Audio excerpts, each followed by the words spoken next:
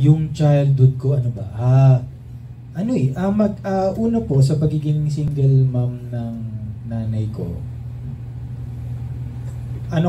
Parang wala pa akong muwang, hindi ko na nakakasama yung tatay ko. Ganon sila katagal na magkaiwalay.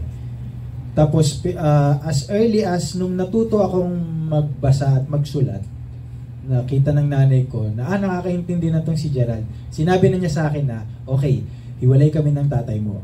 Pero huwag kang magtatanim ng galit sa tatay mo. Kung ano man yung relasyon namin, labas ka doon. Para sa tatay mo siya. Mga ilang taon ganun? Mga 4 years old po.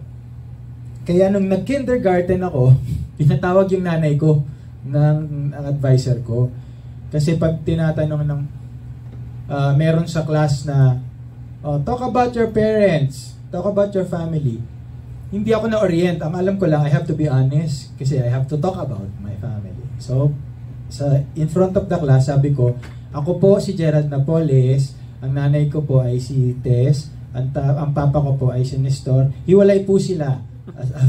Nalaw 5 years old, sinabi ko sa klase, hiwalay po sila. Ang papa ko po may pamilyang sarili.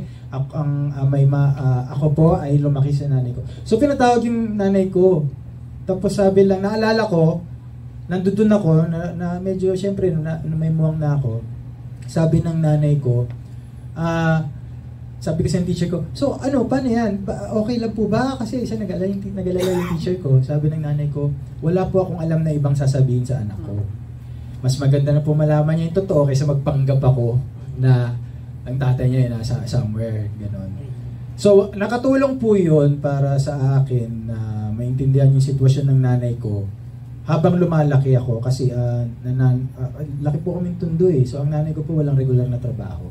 So, hindi ako naghahanap ng ekstrang oras sa nanay ko, hindi ako naghahanap ng extra pag-aaruga, hindi ako naghahanap ng financial na suporta. Kung ano yung kaya niya, yun lang. Medyo nakatulong yan sa akin.